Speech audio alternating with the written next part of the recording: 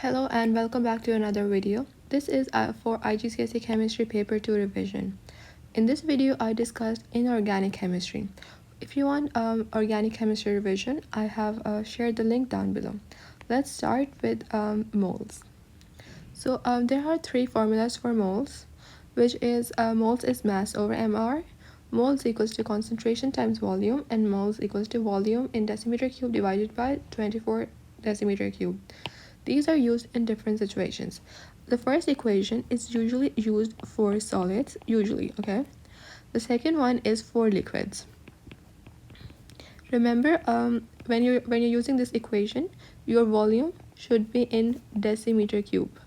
Decimeter cube or liters, they're both the same things.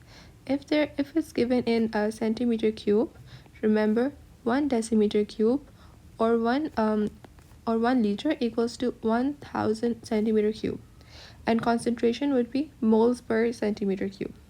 And then finally we have this equation. This one is used for gases.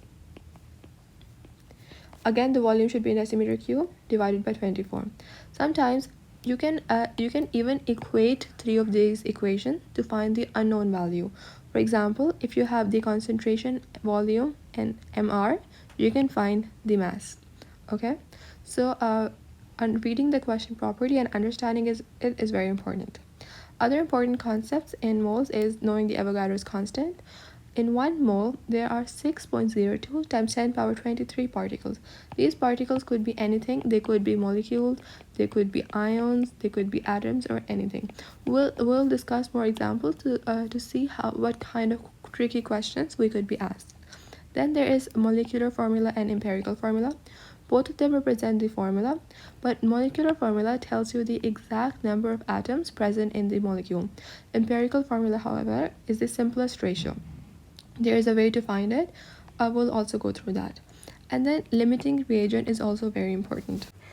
You have 25 centimeter cube of 1 mole per decimeter cube of hydrochloric acid. This one, it reacts with 0.2 grams of magnesium. You have the equation. Which substance is the limiting reagent? Alright, to find the limiting reagent, you have to find the moles. So what are the moles of HCl? This equals to concentration multiplied by volume. So it's going to be 25 divided by 1000 to convert it into decimeter cube, multiplied by 1, and you get 0.025 moles. And then for magnesium, you have the mass. So the formula is going to be mass over mR, 0.2 divided by 120, and you get 0.00833 moles. So now we have to see which of these reactants produce a greater number of magnesium chloride or hydrogen. You can choose any of it, but I'll choose magnesium. So the ratio between magnesium to magnesium chloride is 1 to 1. So if this is 0.00833, this is going to be same as well. 0.00833 moles of magnesium chloride will be formed. Now what if we react hydrochloric acid? So now we have HCl with the product MgCl2. The ratio is 2 to 1. So the moles of hydrochloric acid was 0.025. We will get 0.0125 moles of magnesium chloride. Now you have to compare which of these is a greater number, 0.0125 or 0.083. So this one is greater, 0.0125. Therefore, hydrochloric acid is in excess. So magnesium is the limiting reactant. This is going to be B. How many chloride ions are present in 0.1 mole of calcium chloride, CaCl2? Okay, so in 1 mole, we have 6.02 times 10 power 23 particles. So in 1 mole, so in 0.1 mole, how many particles are we going to have? So 0.1 moles has 6.02 times 10 power 23 molecules of calcium chloride. Okay, this is for calcium chloride. But they're asking how many chloride ions are present. So in 1 calcium chloride, we have 2 chloride ions. Therefore, we need to multiply this by 2, and that is going to be 1.2 times 10 power 23 B. Next question. This is about empirical formula. We have carbon and oxygen and find out the empirical formula. So usually we have the mass, so they would tell us, for example, 50 grams of carbon, but in case that they don't have the mass, we can still use the percentage. So for carbon and oxygen, it's going to be 27.3 divided by 12 divided by the mr or ar, and 72.7 divided by 16, 4.54 for oxygen. So usually we just divide by the smaller number, 2.275, and we get 1, 2, 2. 1 carbon, 2 oxygen, and that is going to be B, CO2. This is not carbon dioxide because this is just the empirical formula, not the molecular formula. Now let's look at some practical past paper questions.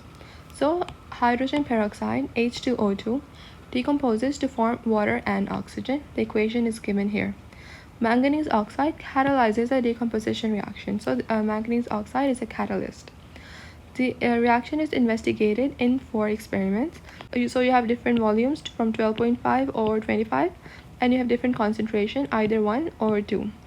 And then the conditions are either at 25 degrees Celsius or at 40 degrees Celsius, with or without the catalyst. All reactions go to completion, and all measurement of gas volumes are room temperature. Which statement is correct? Experiment 1 produces less gas, 2 produces more gas, each produce the same volume, or whatever the volume is. So let's calculate. Okay, so these are the moles of hydrogen peroxide form. If the moles of hydrogen peroxide are more, it's going to produce more gas. If the moles are less, it's going to produce less gas. So let's look at the options. Experiment 1 produces less gas than experiment 4. Let's see. 1 and 4. That is correct. It's because there's less moles of hydrogen peroxide, but at the same rate. So 1 and 4 are at different temperatures. So of course this is not going to be the same rate. Let's remove option A. B. Experiment 2 produces more gas. Experiment 2 has more moles than experiment 1, so that is the first part is correct, but at the same rate. No, the temperature is different. This is 50 and this is 25, so B is wrong as well. Experiment 2 and experiment 4 each produce the same volume of gas. Let's see, 2 and 4, they both have same moles, so yes, but at different rates. Okay, let's look at the conditions. Both of the conditions are same, but the volume and concentration is different. Now the volume and concentration does affect the rate of reaction. If there is greater concentration per decimeter cube or per unit volume, we have a lot of moles. For experiment 4, we have a greater volume and less concentration. So the moles are far apart from each other, and we have a bigger volume. The effective collision per unit time is going to be less. Therefore, the rates would be different. So it's option C. Experiment 3 and 4 each produce the same volume of gas. That is correct, and at the same rate. 3 and 4, no, one is with the catalyst and one is without the catalyst, so there's going to be a huge difference. D is wrong as well. Let's move on. Heating iron sulfide FeS2 in the air produces sulfur dioxide, as you can see in this equation. What is the maximum mass of sulfur dioxide produced when we use 120 kg of iron sulfide? So this is the iron sulfide. We can easily find the mass by using the formula for moles. Remember, moles is mass over mR. So the mass is 120 kg. Convert this into grams by multiplying this by 1000. And then divide by the mR of FeS2. You can get the AR values from the periodic table, and the mR would then be 119.99. So that means we have 1000 moles. Now we can find the ratio between iron sulfide and sulfur dioxide, FeS2 to sulfur dioxide, and as you can see, the ratio is 4 to 8 by looking at the coefficients. So if this is 1000 moles, sulfur dioxide would have 2000 moles. So mass equals to moles times mR, which equals to 2000 multiplied by 32.07 plus 2 into 16 for the oxygen, and that equals to approximately 128 kg. Therefore, the answer is B. Moving on. When hydrogen-oxygen fuel cell is in operation, a different reaction happens at each electrode. At the hydrogen electrode, hydrogen is losing the electrons, so it's oxidizing into H plus ions and is giving out 2 electrons. At the oxygen electrode, oxygen combines with water and electrons, so it's reducing to 4 hydroxide ions. The electrons that are lost at the hydrogen electrode, in this one, travel through the external circuit to the oxygen electrode, where they are gained by the oxygen and water. A hydrogen-oxygen fuel cell is operated for a period of time, and 4 moles of oxygen molecules are consumed. Which mass of hydrogen is consumed? Now, to solve this question, basically what you need to do is you need to find the mass of hydrogen consumed, this one, and what's given is that 4 moles of oxygen molecules are consumed, which is this one. Now, if we want to relate equation 1 with equation 2, we can see that electrons is the common factor between both of them, right? Both of these equations have electrons, but this has 2 electrons while this has 4 electrons. So to make them same, we can multiply the first equation by 2, and then we'll have 2 hydrogen. That will give us 4 H plus ions and 4 electrons. Both of these equations have equal number of electrons. Now we can find the mass of hydrogen by finding the ratio between oxygen and H2.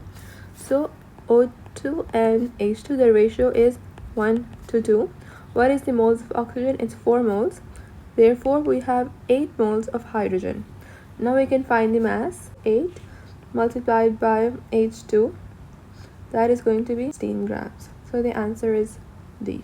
If you want to study moles in detail, including topics such as limiting reagent, percentage purity, and etc., you can check out the video which is in the link below. Now we can move on to the next topic, which is electrolysis. Electrolysis is a process where you have an ionic compound in the liquid or in a solution form. Either it's melted or it's mixed with water. And then using electricity, it is broken down into positive ions and negative ions. The positive ions are known as cations and the negative ions are known as anions. A simple trick to remember this is that since cats are associated with positivity, cations are positive ions. Cations, which are positive ions, are attracted to the negative electrode, which is the cathode. So cathode attracts cations.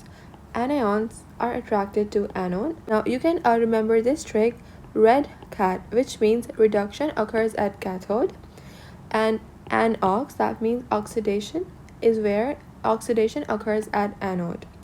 Now what is reduction and oxidation is you can learn that by another trick, which is oil rig. Oxidation is loss of electrons and reduction is gain of electrons. Now you can always remember that metals or hydrogen gas form at the cathode, whereas non-metals form at the anode. Before moving on to a practical example or an example of electrolysis, you need to know about reactivity series for anions and cations. Now for anions, you're supposed to memorize this series, and whenever you have to choose the left one, okay? The left one is going to form on the electrode. Whereas for cations, you're supposed to memorize this reactivity series. The cations or the ions at the top are least likely to reduce. As you go down, the reactivity reduces and their chances to reduce and form at the electrode increase. First one is molten aluminum oxide. So when electrolysis occurs, Al2O3 ionizes into Al plus 3, and then there are 2 aluminum ions plus 3 of oxygen minus 2. On the cathode, aluminum will start depositing, and on the anode, oxygen gas will start forming. Now, what are these electrodes? These electrodes are made up of inert materials, for example, platinum, graphite, or carbon. These are common examples that you should know. Why are they made of inert electrodes? Because these electrodes are not supposed to react with this electrolyte, because if they do, it's going to alter their results, and we don't want that. Therefore, we use inert electrodes. So, what if you have concentrated aqueous sodium chloride? NaCl is going to ionize as Na plus and Cl minus. But it says it's aqueous, right? So that means water is present, H2O. Water is going to ionize as H plus and OH minus. Now we have, if you notice, we have two cations and two anions. So what is going to form on the cathode and the anode? This is where you need to go back to the reactivity series. So we have sodium and hydrogen. So sodium is on the top, it's less likely to reduce. The cation at the bottom is more likely to reduce, so hydrogen will form. What about the anode? You have chloride ion and hydroxide ion. The anion, which is on the left side, is more likely, so it's going to be chloride ion. You will get Cl2 gas. This yellowish green color, which is coming from chlorine gas. Now if you take a damp litmus paper, it's going to get bleached. So this is a way to identify chlorine gas. Okay, now let's look at the next example, which is dilute sulfuric acid. So let's write down the ionization first. H2SO4 will ionize into two hydrogen H plus ions and a sulfate ion. And then since it's dilute, it means water is present, H2O. This is going to give us H plus and OH minus, hydroxide ion. So for the cations, you only have hydrogen ions. So that is going to be hydrogen ions would reduce. So H plus will gain electrons and give us hydrogen gas. So this is 2. We'll add 2's here as well. What about the anode, where oxidation will occur? Okay, so we have hydroxide and sulfate ion. Hydroxide ion is going to be favored, it's more towards left. So you should learn this equation because there are a couple of questions where you have to identify this equation. Hydroxide.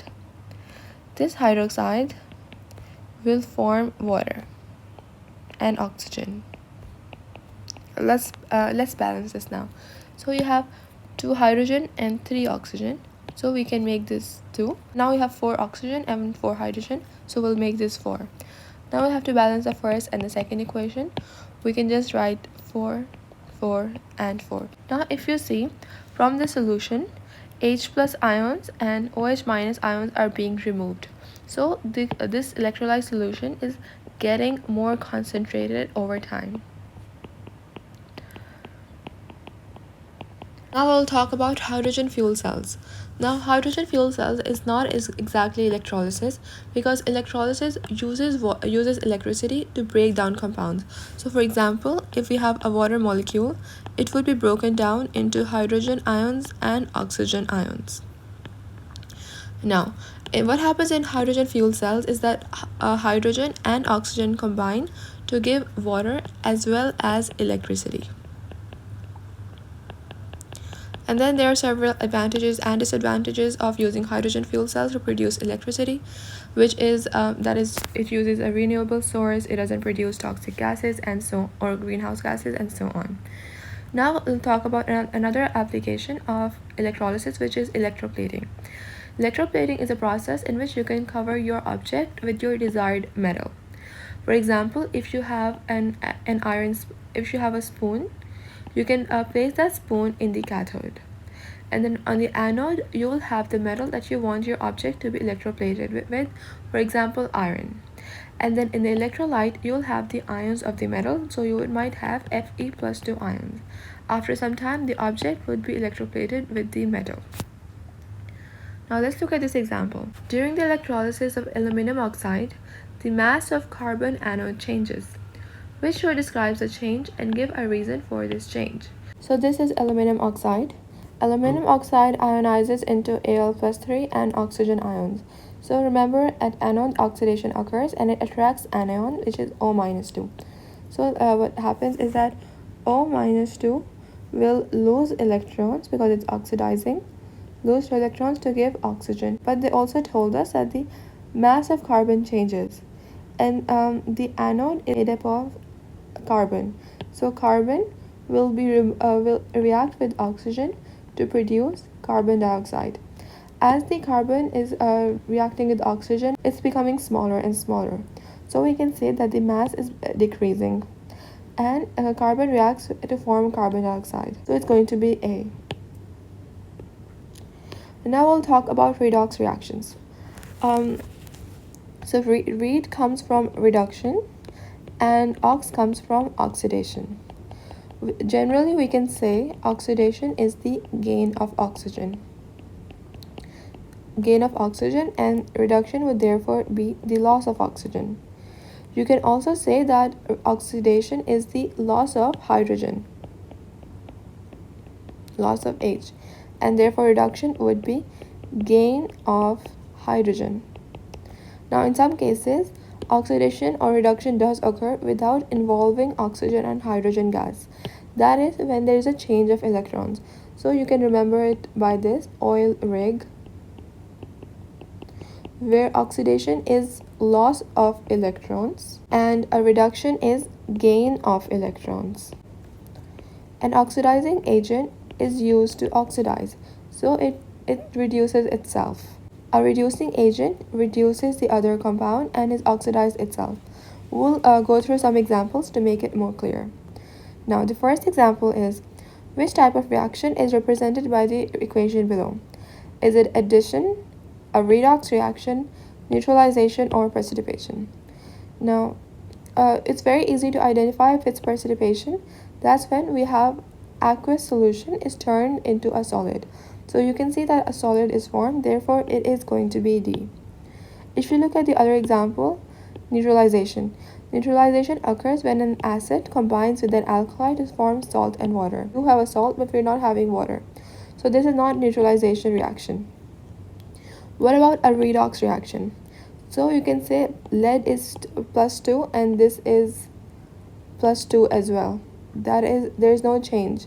A nitrate ion remains the same as well. Sodium ion is same as well because it has a plus ion and there's a plus in the product as well. If you look at the iodide ion, that is also minus.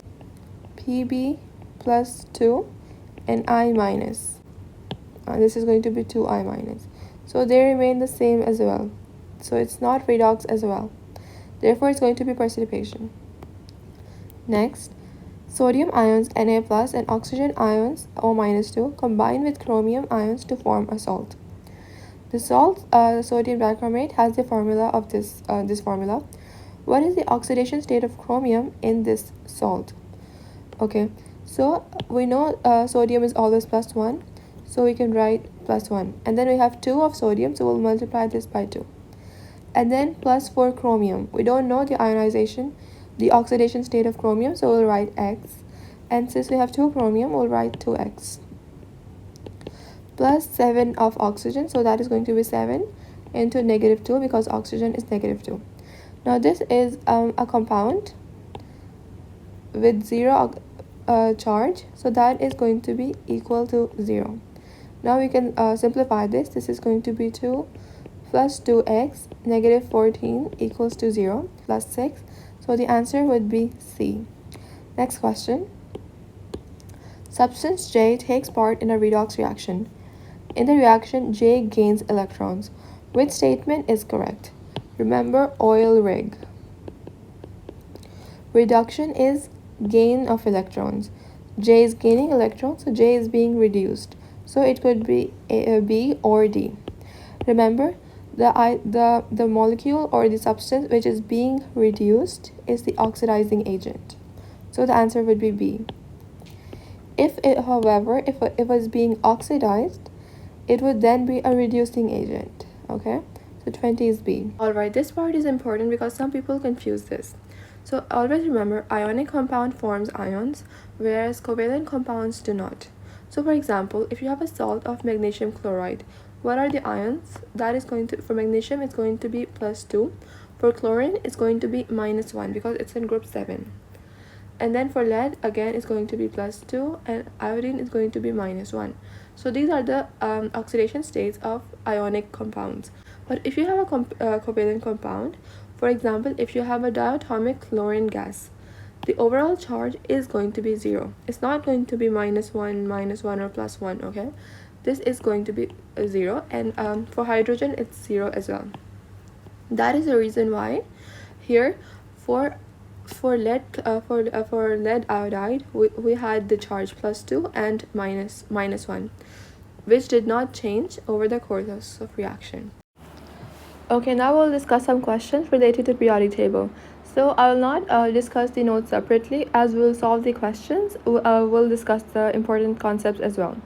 So the first question is, which statements about the trends across a period of the periodic table are correct? So first, aluminum is more metallic than sodium.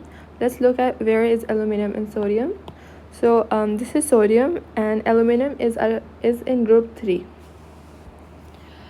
Is that correct? That's not correct, because as you go from the left side towards the right side, it changes from metal to transition metals to non-metals. So sodium is more metallic. A is going to be wrong.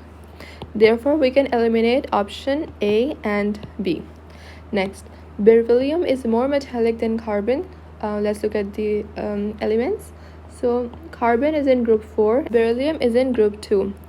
Is carbon more metallic? No, beryllium is more metallic, again because it's on the left side. So yeah, beryllium is more metallic, therefore 2 is correct. We can say it is option C, because this is the only one that has the option number 2. Let's look at the other options. Boron is more metallic than lithium. Where is boron and lithium?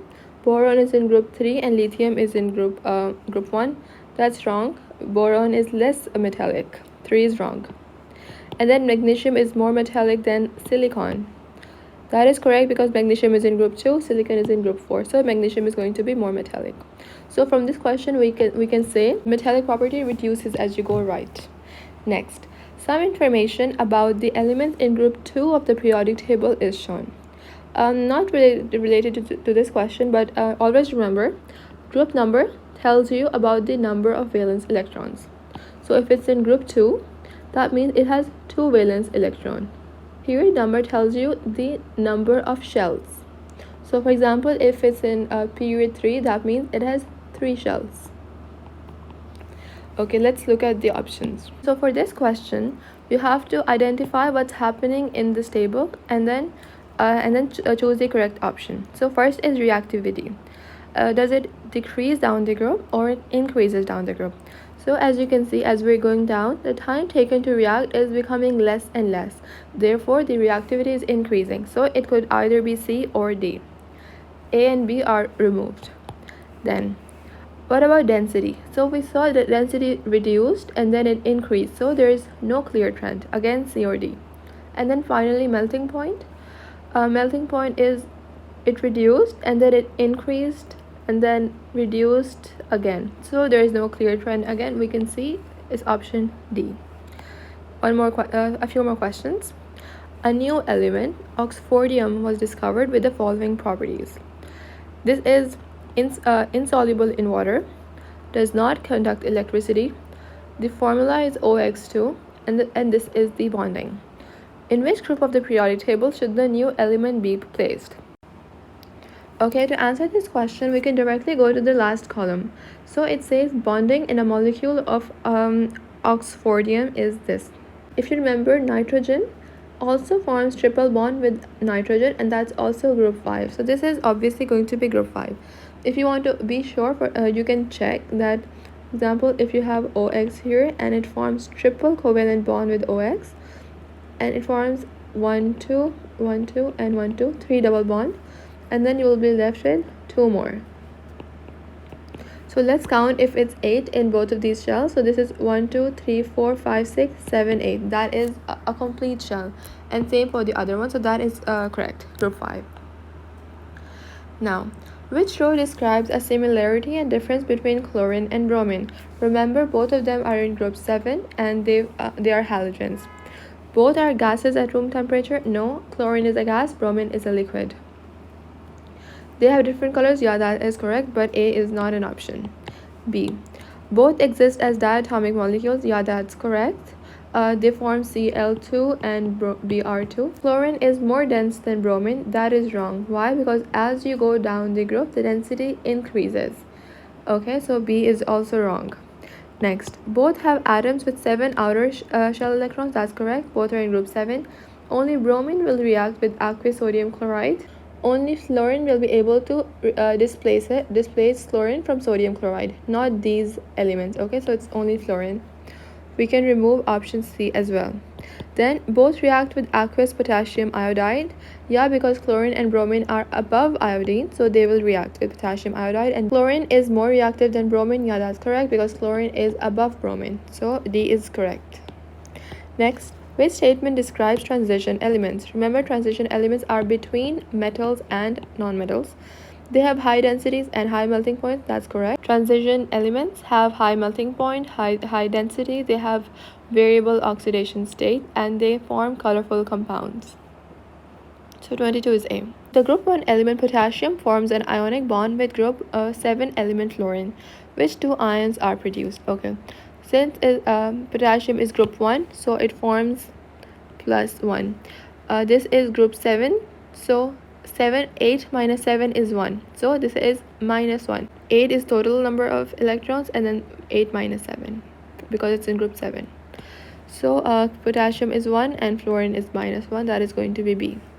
Next, X and Y are atoms. X and Y have the same number of electron shells. Okay, remember, if they have the same number of electron shells, they have the same period. X and Y have the same number of outer electrons, so that means they have the same group as well. Now X and Y have different mass numbers. If they have this different mass numbers, that means they could be isotopes. They're technically the same element because they have the same period and the same group, so they have one position in the periodic table. They have different mass numbers because they have different isotopes. Which statement about X and Y are correct? They're isotopes. 1 is correct. Next, X and Y have the same total number of electrons. That is also correct. X and Y have the same chemical properties. That's also correct. So that is going to be B. Next, lithium chloride is an ionic compound, and silicon oxide is a covalent compound. Okay, which statement about both of these compounds is correct? A, they are not soluble in water. That's wrong, because lithium chloride is an ionic compound. When you mix lithium chloride with water, it's going to ionize into Li plus ions and Cl minus ions. So A is wrong. They conduct electricity when melted. Silicon oxide does not conduct electricity when melted. It does not have free ion because Si2O4. So there are no free electrons to conduct that electricity. They do not conduct electricity in solid forms. That is correct. Lithium chloride conducts electricity only when it is dissolved in water. Otherwise, it does not. The answer would be C. And silicon oxide does not either. They have low melting points. That is wrong, because silicon oxide is a giant covalent compound and it's going to have very high melting point. Next question. X and Y are two different elements, okay? And X and Y have the same number of nucleons. Which statement about X and Y is correct? A, they have the same physical properties. They're two different elements. As you go, if they're in different groups, as you go from left to right, it becomes more non-metallic in character. As you go down, a melting point increases, the density increases as you go down generally. So they have slight differences in properties. A is wrong. B, their atoms have the same number of electrons. They're different elements, so they will have different number of electrons. B is also wrong. C, they are in different groups of the periodic table. That is correct. They have different relative masses. That is wrong, because since the number of nucleons is same, they should have exactly same relative mass. D is wrong as well. Okay, as a rule of thumb, you can remember that if you change the number of electrons, first of all, you get an ion. If you increase the number of electrons, you get a negative ion, and if you reduce the number of electrons, you get a positive ion. And then what about proton number? If you change the number of proton, you get a different element. Why? Because every element has its characteristic proton number. What if you change the number of neutrons? That is going to change the mass, and then you get an isotope. Okay, now let's move on to enthalpy change or endo and Igcse reaction. So what is enthalpy change? The enthalpy change, also known as delta H, is basically the amount of energy absorbed or the amount of energy released when a chemical reaction occurs. And if the net amount of energy is released, that's when we can say it's an exothermic reaction. And endothermic, just as the name suggests, absorbs heat. Enthalpy change would be positive in this case, because internal energy is increasing. Okay, Let's look at some examples. We have the bond energies of different bonds here, and the reaction is given. So the question is this reaction exothermic or endothermic? To find the enthalpy change, we first have to find the bond energy of the reactant and the bond energy of products, and then we have to subtract both of them to get the enthalpy change. So what first we have H2, we have H double bond H, that is going to be 436 kilojoules, plus Cl2, that is going to be here Cl single bond Cl, that is 242, that is 678 kilojoules. What about the product? We have HCl, but we have two of them, so that is going to be 2 into 431, and that equals to 862 kilojoules. Enthalpy change is going to be the bonds broken minus the bonds formed. 678 minus 862, and that gives you negative 184 kilojoules. So that is enthalpy change. If you notice, we have a negative sign. That means this is a net energy loss.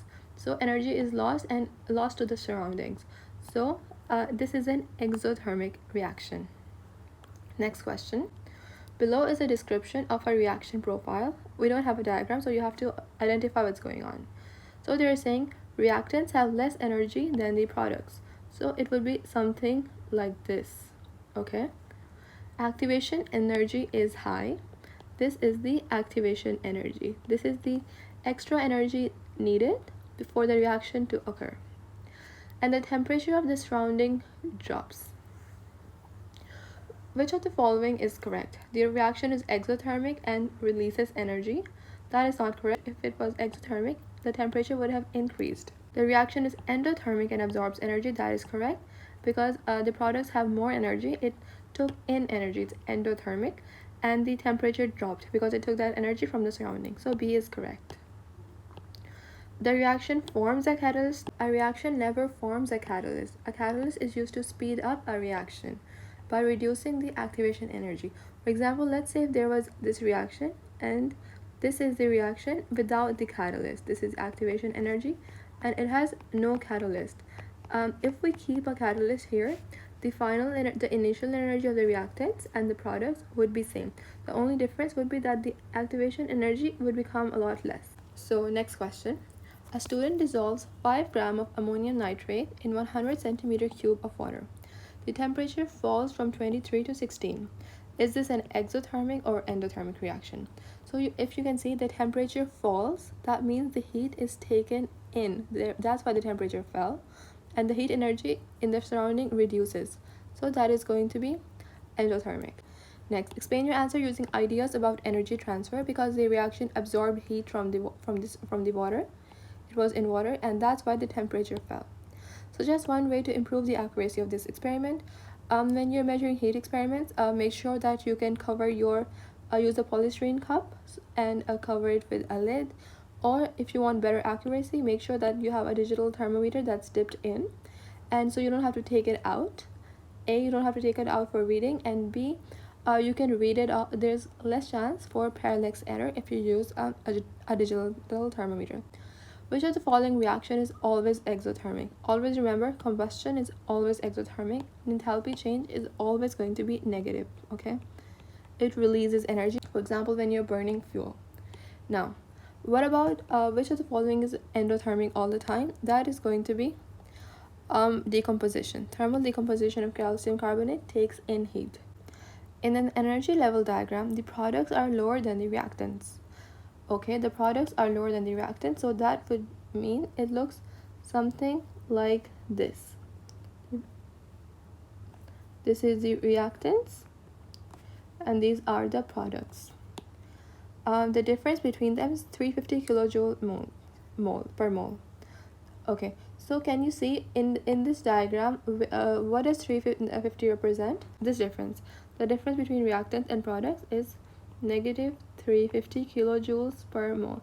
You can be asked to identify which region of the graph is represented by this number. Okay, what does the negative sign indicate? The negative sign indicates that there is a net loss of heat. Energy is released. How does this relate to temperature change in the surrounding? Since energy is released outside, the temperature will increase. Which statement explains why increasing the concentration of a reactant increases the rate of a reaction? Okay, so that means if there is a reaction and you increase the number of particles, rate of reaction increases. Always remember concentration is moles per volume. So it increases the collision rate of particles. That is correct. Because there are more number of particles per unit area, there is a higher chance for the particles to have effective collision. So 1 is correct. Next, it lowers the activation energy. No, only a catalyst can do that, nothing else. So we can remove option C and we can remove option D. It's either going to be A or B. A greater proportion of colliding molecules have the required activation energy. No, that's not correct. When the temperature increases, that's when they have more energy. Increasing the temperature increases the kinetic energy, not increasing the number of particles. There are more particles per unit volume, that's correct. That's said in the definition, so that is going to be B, 1 and 4. Now, this is a question for enthalpy change. Ethene gas C2H4 is completely burned in excess oxygen to form carbon dioxide and water. The reaction for this exothermic reaction is shown. Remember, this is combustion, so this is exothermic. The bond energies are given here. What is the total energy change in the reaction? So first, let's find out the energy in the reactants. What is the bond energy here? That is going to be this one, 614. Plus we have a CH bond. We have 4 CH bonds. So that is going to be 4 into 413. Going to be 3 multiplied by 495. 3,751 kilojoules per mole. That is going to be 799, and we have 2 of these. That is going to be 2 into 799. Okay, now it says there are 2 carbon dioxide. So in total, that is going to be 2 into 2, which is going to be 4. Because we have 4 bonds in total. 4 OH is 467. Let's calculate this. Now to find the enthalpy change, we have to subtract the bonds formed, the bonds broken in the reactants minus the bonds formed in the products. So that is going to be 3751 minus 5064, 1313 kilojoules per mole. So the answer is going to be C. In chemistry, when some processes occur, they occur only under certain conditions.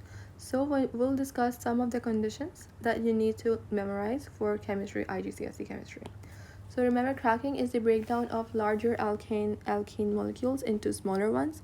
So the condition for cracking is that it needs very high temperature of 500 degrees Celsius, and the catalyst could either be chromium oxide or aluminum oxide. These are the catalysts. Then what about manufacturing of ethanol? So ethanol can either be produced in a lab, or it can be produced by fermentation. When it's produced in a lab, this is the reaction that will occur. C2H4, this is ethene. This combines with water to produce ethanol, which is C2H5OH. The conditions required are 300 degrees Celsius, temperature 60 atm. The catalyst required is phosphoric acid. Now the other process is to create ethanol is fermentation. So you have glucose C6H12O6. In the presence of yeast, it undergoes anaerobic respiration, and we get ethanol C2H5OH plus 2 carbon dioxide. Now there are several disadvantages and advantages of using each of these methods, for this one and this one. One advantage of fermentation is that you can use a renewable source. This can be made from sugarcane. One advantage for using this method is that you get pure ethanol and doesn't need separation. The disadvantage of the first method is that it's more expensive, and the disadvantage for fermentation is that it will take more time and the final product is not going to be pure. Now let's look at the conditions. It's 37 degrees Celsius and it requires yeast. This is the condition. Now let's go to contact process. Contact process is basically an industrial method to produce sulfuric acid, H2SO4. The conditions for a contact process is that It needs a catalyst of V2O5. This is vanadium 5 oxide. Okay, the temperature is 450 degrees Celsius, and the pressure is around 122 atm. Now, what about manufacturing hydrogen? The reaction for manufacturing hydrogen would be CH4 methane plus water is going to produce carbon monoxide plus 3 hydrogen gas molecules. The conditions are going to be 750 degrees Celsius, 30 atm, and the catalyst is nickel. Now, what about a Haber process? Haber process is a process that is used to create ammonia gas. If you notice, this is a reversible gas. So we need conditions that are going to favor the forward reaction. If you look at the number of molecules or the volume before and after, before we have 1, 2, 3 for hydrogen and 1 for nitrogen, we have 4 liters. And after in the forward reaction, the product will have 2 liters. Since we are decreasing the volume, we need to have high pressure. Therefore, we have a pressure of 200 atm. The temperature is going to be 450 degrees Celsius, and the catalyst is going to be iron. So that's all about the conditions.